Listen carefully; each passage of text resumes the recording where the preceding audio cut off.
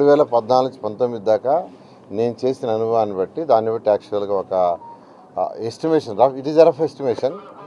అమరావతి రాజధానిలో 217 చదరపు కిలోమీటర్లు, ఇందులో దాదాపు 3600 కిలోమీటర్ల రోడ్డు డిజైన్ చేసింది. 3600 కిలోమీటర్లు పెద్ద రోడ్లు కావచ్చు, చిన్న రోడ్లు కావచ్చు, కాలనీలో రోడ్డు కావచ్చు, ఆ రోడ్లు కానీ వాటికి సంబంధించిన మౌలిక సదుపాయాలు, అంటే రోడ్డు అంటే ఉత్తర రోడ్డు వేయటం కాదు, దానికి డ్రింకింగ్ వాటర్ కానీ, అండర్ గ్రౌండ్ సివరేజ్ లైన్స్ కానీ, ఎలక్ట్రికల్ లైన్స్ కానీ, ఇవన్నీ అయితేనే అది అవుతుంది.